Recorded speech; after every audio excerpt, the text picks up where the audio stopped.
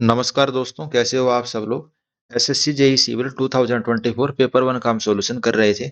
हमने 6 जुलाई 2024 evening shift का सॉल्यूशन स्टार्ट किया था। हमने 14 नंबर क्वेश्चन तक कर लिए थे। आज इस लेक्चर में उससे आगे के क्वेश्चन को हम करेंगे। वीडियो स्टार्ट करने से पहले मैं अपना इंट्रोडक्शन दे देता हूँ। एसएससी जेई 2023 में मेरी सिविल मेरिट रैंक थी। इसके अलावा एसएससी जेई 2022 भी मैंने क्लियर किया हुआ है। उसमें मुझे बीआरओ डिपार्टमेंट मिला था, इस वजह से मैंने दोबारा एग्जाम दिया। ये मेरे प्री और मेंस के एग्जाम हैं। और मेंस में मेरी 95.18% एक्यूरेसी थी। और उसके अलावा ये मेरी एजुकेशन है। तो ये सब शो करने का पर्पज ये है कि जो आपको कंटेंट प्रोवाइड किया जा रहा है वो इन सब एग्जाम के लिए सफिशियंट है। ये सॉल्यूशन आपका एसएससी जेई एग्जाम के लिए तो काफी हेल्पफुल रहेगा ही रहेगा। उसके अलावा गेट का एग्जाम, स्टेट के जेई और असिस्टेंट इंजीनियर के एग्जाम और बाकी सब एग्जाम्स के लिए भी काफी हेल्पफुल रहने वाला है। तो लास्ट लेक्चर में हमने 14 नंबर क्वेश्चन तक कर लिया था। अगर आपने पुराने लेक्चर नहीं देखे तो आप उनको जाकर देख सकते हो। आज के लेक्चर का पहला question, which of the following method of transportation of concrete is usual for transporting the concrete to a relatively greater distance from the batching plant. भाई बैचिंग प्लांट से ज्यादा डिस्टेंस दूर तक आपको कंक्रीट लेके जानी है तो कौन सा मेथड यूजफुल है। तो ट्रांजिट मिक्सर की हेल्प से हम ज्यादा दूर तक कंक्रीट को लेके जा सकते हैं। जो ट्रक होता है उस टाइप से का होता है ट्रांजिट मिक्सर। पीछे इसका ड्रम लगा रहता है, वो गोल गोल घूमता रहता है। तो ट्रांजिट मिक्सर की हेल्प से हम कंक्रीट को लॉन्ग डिस्टेंस पर ट्रेवल वो ट्रांसफर कर सकते हैं। अगला question, the result of soundness test for the 53 grade portland cement conducted by the Le Chatelier apparatus should not exceed. तो लीच एटेलियर apparatus के जो हम साउंडनेस के लिए टेस्ट करते हैं उसमें जो भाई इंडिकेटर आर्म होती है उनके बीच का मैक्सिमम डिस्टेंस किससे ज्यादा नहीं होना चाहिए, 10 mm से ज्यादा का स्प्लिट उसके अंदर नहीं आना चाहिए, चाहे कौन से भी ग्रेड की कंक्रीट हो।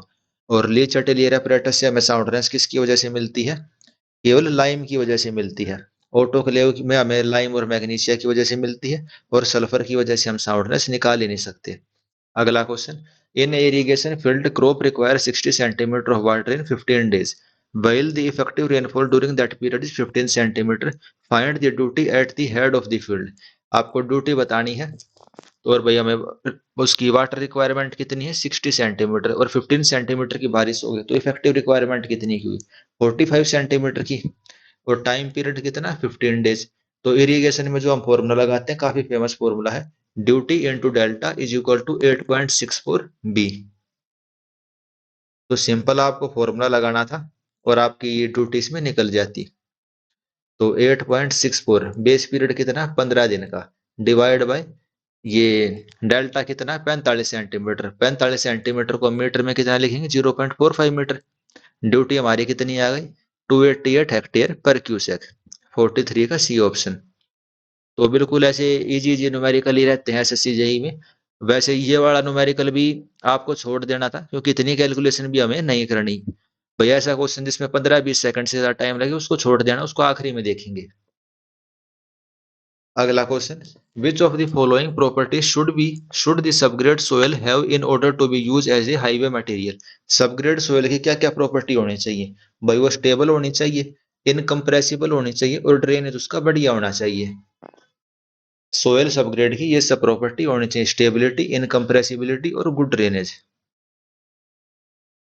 अगला question, which of the following term is used to express the process of water coming out from the concrete and accumulation at the surface of concrete during compaction. भाई कंक्रीट को जब हम place करते हैं और compaction करते हैं तो वाटर उसमें से अलग हो जाता है, ऊपर निकल के आ जाता है, उसको हम क्या बोलते हैं ब्लीडिंग बोलते हैं, उसको हम क्या बोलते हैं ब्लीडिंग। अगला question, which of the following pile is use for compacting loose granular soils. Loose granular soils के लिए हम कौन से टाइप की पाइल्स को यूज करते हैं, तो हम कॉम्पैक्शन पाइल्स को यूज करते हैं। लूज ग्रैनुलर सोइल यानी कि सैंडी सोइल है और लूज सोइल है तो हम कॉम्पैक्शन पाइल का यूज कर सकते हैं। जब हम उसको ड्राइव करते हैं हैमर की हेल्प से, हम उसको जमीन के अंदर डालने की कोशिश करेंगे तो सोयल हमारी कॉम्पैक्ट हो जाती है। लूज ग्रैनुलर सोयल में हम कैसे यूज करते हैं, लार्ज डायमीटर डिस्प्लेसमेंट पाइल या फिर आप कह सकते हो कॉम्पैक्शन पाइल यूज करते हैं। अगला question, what will be discharge of a single acting pump if it has a one cylinder of area 0.5 meter square and stroke of length 20 centimeter and its pump has a 180 rpm of speed। तो इस type के question भी मैंने पहले आपको बहुत सारे करवाए हैं, आपने पुरानी वीडियो देखी होंगे। तो डिस्चार्ज बताना सिंगल एक्टिंग रेसिप्रोकेटिंग पंप है। सिंगल रेसिप्रोकेटिंग पंप में क्या होता है, जैसे सुआ होता है ना, उसमें पिस्टन होती है, वैसे ही पिस्टन टाइप से होती है, एक बार पिस्टन आगे जाएगी, एक बार पीछे जाएगी, और जितनी उसकी वॉल्यूम होती है पिस्टन की, उतना वॉल्यूम वो आगे मतलब पंप करती है। तो एरिया 0.5, लेंथ है 20 सेंटीमीटर, यानी कि 0.20 मीटर। तो वॉल्यूम कितनी हो गई एक स्ट्रोक की? एक स्ट्रोक की वॉल्यूम हो गई 0.5 इंटू 0.20, यानी कि 0.0 वो 0.1, 0.5 इंटू 0.2 कितना हो गया? 0.1 मीटर क्यूब। और एक मिनट में कितनी रोटेशन करता है? 180 बार रोटेट करता है वो, एक मिनट में 180 बार। 180 आरपीएम दे रखी है ना, एक मिनट में 60 सेकंड होते हैं, तो एक सेकंड में 3 बार।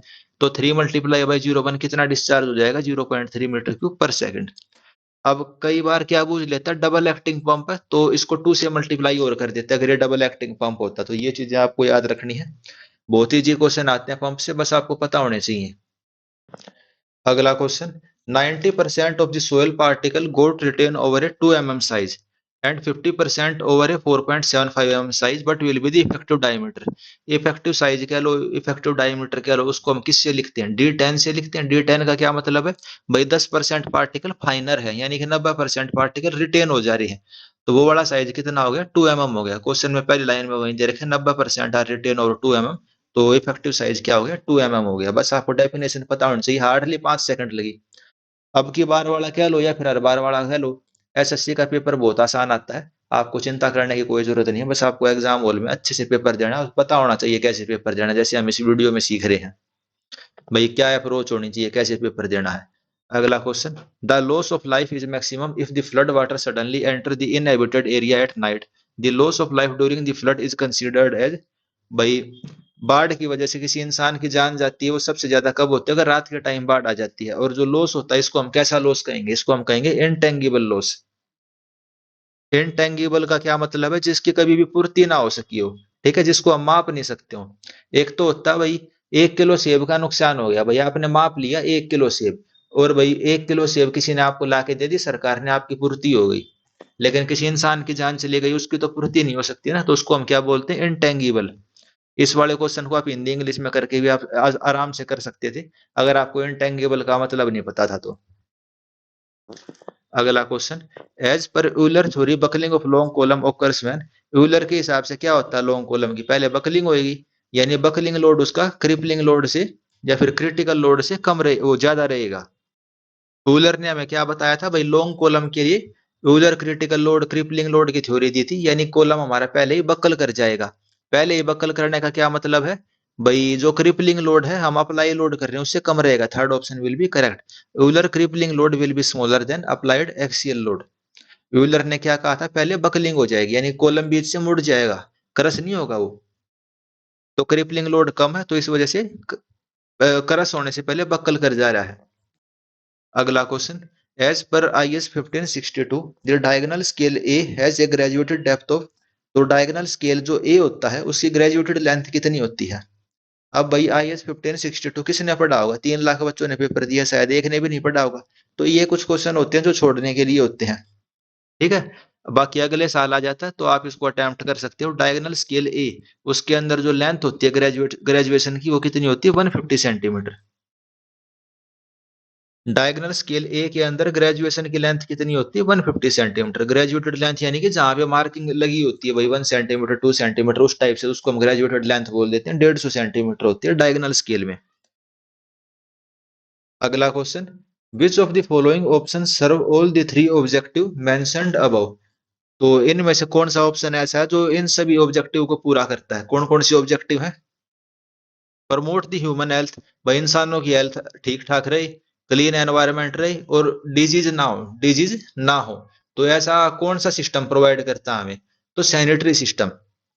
जो सैनिटरी सिस्टम होता है उसमें क्या आता है भाई? ये सीवर वगैरह, इसकी पाइप्स वगैरह का जो डिस्ट्रीब्यूशन होता है वो किस में आता है? सैनिटरी सिस्टम में। तो भाई ह्यूमन हेल्थ इससे प्रमोट होती है, और क्लीन एनवायरनमेंट होता है, और डिजीज की साइकिल को हम ब्रेक कर पाते हैं। और ये तो बिल्कुल मतलब बेसिक सा चीज है, आपको वैसे भी समझ में आ रही है।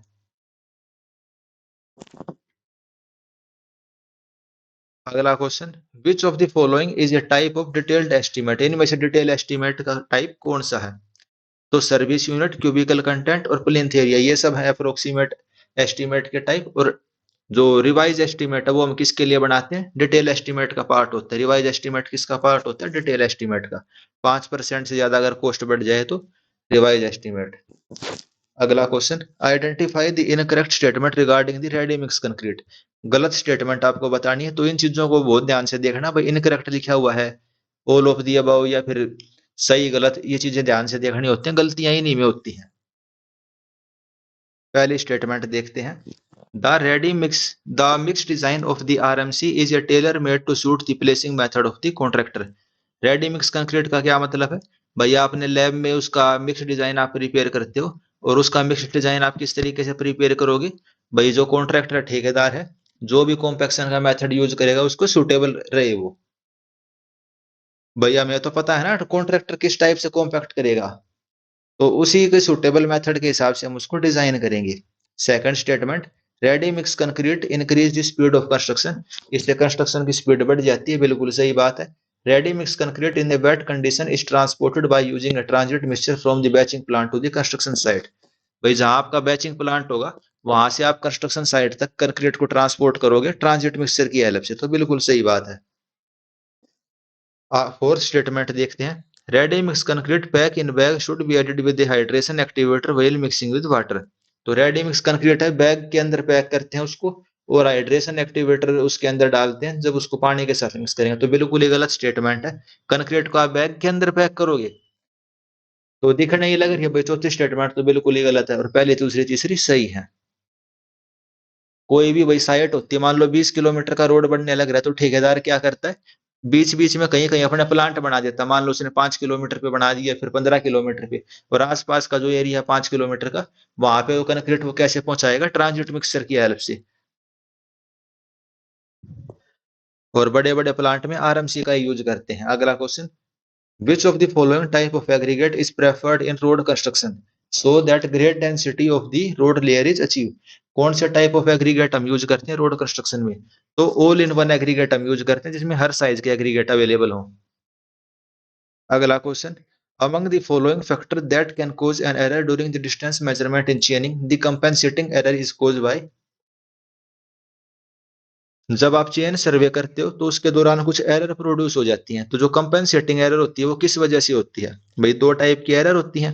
एक तो कंपेंसेटिंग, भाई कभी प्लस में एरर आएगी, कभी माइनस में, आपस में कैंसिल हो जाएंगे, ठीक है। और एक होती है क्यूमुलेटिव एरर, भाई जो ऐड होती हुई चलती है टेम्परेचर की वजह से, या चेन की लेंथ में इनकरेक्शन है, सैग वाली हो गई, तो वे हो गई कौन सी?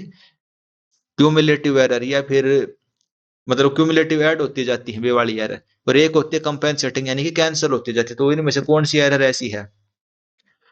तो केयरलेस होल्डिंग एंड मार्किंग, ये वाली एरर कैसी है?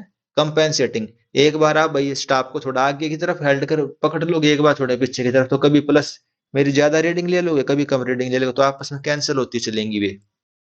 कंपेंसेटिंग एरर किस वजह से? फिर careless holding of the and marking की वजह से। टेम्परेचर वाली जो एरर है वो भाई ऐड होती चलेगी, बैटरी रेंजिंग वाली भी ऐड होती चलेगी, और सैग वाली भी। अगला question, select the option that is appropriate regarding the following two statement pertaining to the lining of canal. Lining of canal के बारे में क्वेश्चन है, स्टेटमेंट पढ़ते हैं। पहली statement, the expenditure on lining depend upon the availability of the construction material and the transportation charge.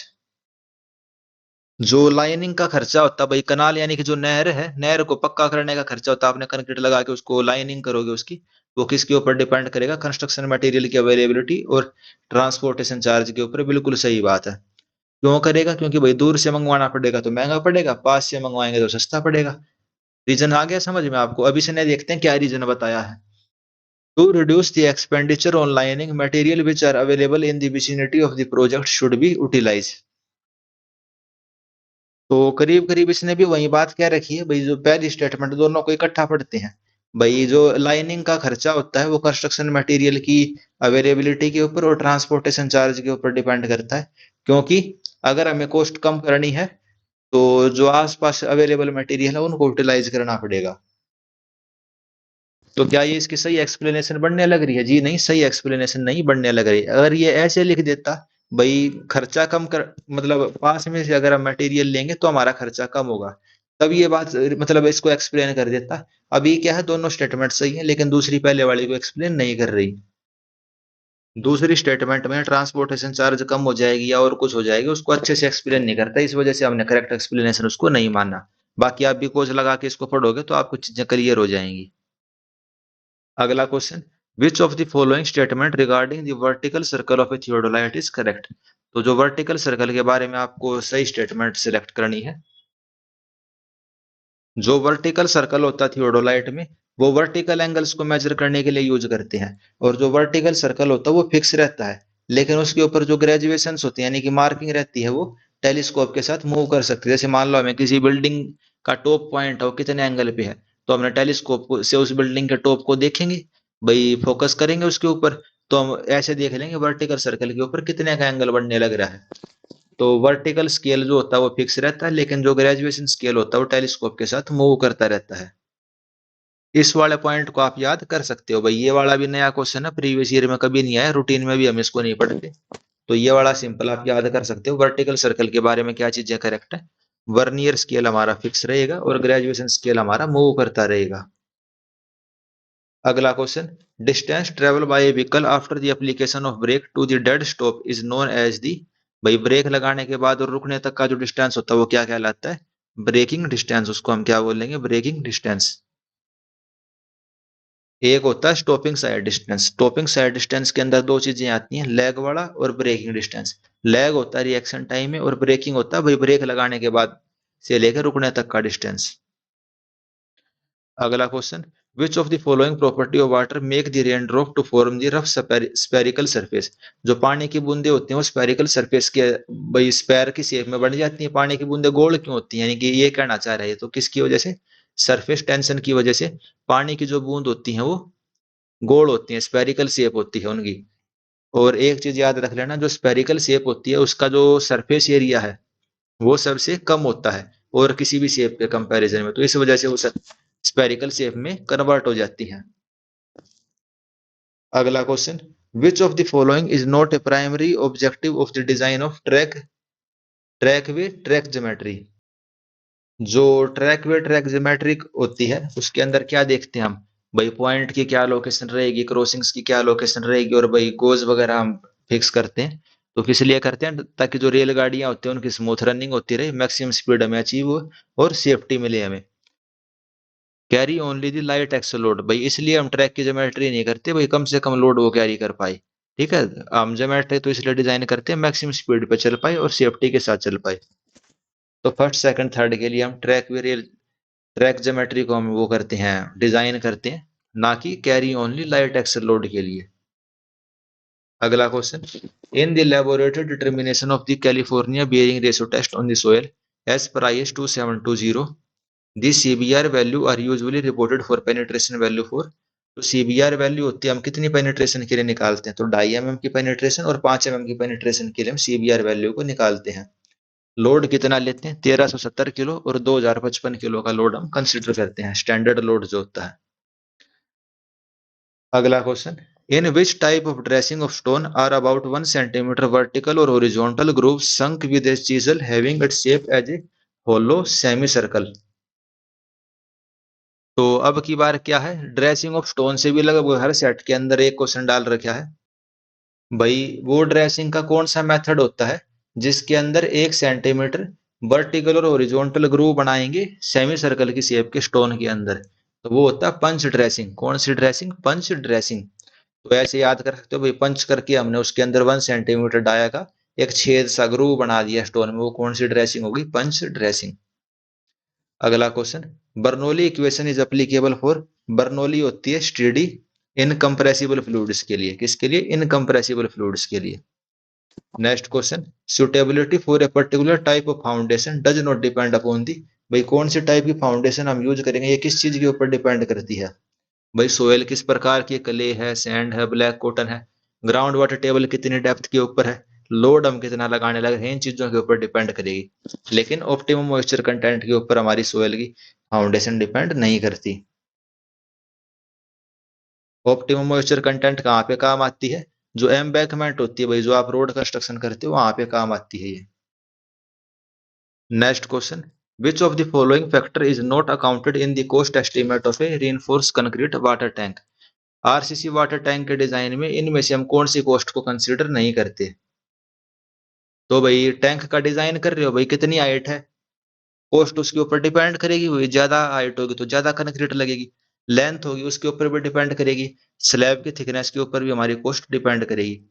लेकिन उस tank के अंदर जो हम पानी भर रहे हैं बाद में टैंक बनाने के बाद, उसकी डेंसिटी क्या होगी, उसके ऊपर कॉस्ट के ऊपर कोई फर्क नहीं पड़ेगा। तो second option will be correct. Tank के अंदर कौन से भाई कितने डेंसिटी का पानी भर रहे हैं उससे कॉस्ट के ऊपर क्या फर्क पड़ना, कुछ भी नहीं। अगला question, calculate the design stress for steel grade Fe415 after applying the necessary factor of safety in case of design of RCC member in according with the limit state method। LSM के अंदर steel की strength हम कितनी लेते हैं, 0.87 Fy। कितनी लेते हैं, 0.87 Fy। बस आपको सिंपल मल्टीप्लाई करना था, क्या करना था, मल्टीप्लाई करना था। 361.05 आपका आंसर आ जाता। पर वही बात है, वहां टाइम नहीं होता तो इसको आप मार्क फॉर रिव्यू करके बाद में कर सकते थे, क्योंकि कैलकुलेशन हमें इतनी भी नहीं करनी, ठीक है, क्योंकि टाइम नहीं होता हमारे पास। अगला question, stream passing through peaty land possess the dash colour.